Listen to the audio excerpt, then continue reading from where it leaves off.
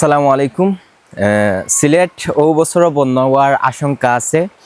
আর 5-6 দিন থাকি হয়তো বা আপনারা জানেন খুব বেশি বৃষ্টি হওয়ার, আর বৃষ্টি হওয়ার কারণে অনেক পানি হয়ে গেছে। আমরা যে বাড়ির পাশে খুব বেশি পানি হয়েছে, আপনারা দেখাই মু পানিগুলা দেখলে হয়তো বা বুঝতে পারবা কেমন পানি হয়েছে।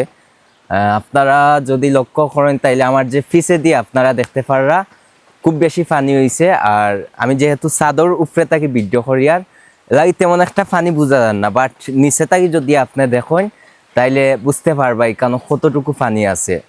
প্রায় যে একজন মানুষ যতটুকু উঁচা ততটুকু পানি আছে এখানে, আর পানি বাড়বো আরো। আমি এখন বৃষ্টির মধ্যে উবাইয়া ভিডিও করিয়ার, আর প্রচুর বৃষ্টি দেয় রাত থাকি, রাত সকাল দুপুর সবসময় বৃষ্টি হইতেও আছে। আর বৃষ্টি হওয়ার কারণে যে পানি শুধু বাড়তে আছে, পানি কমেন না, পানি শুধুমাত্র বাড়ের। আর বাজারের ওদিকে গেলে আরো বেশি পানি দেখা যাইব, পানি খালি বাড়তে আছে, যে নদী হইয়া পানি আইয়া ঢুকে আমরা এইদিকে।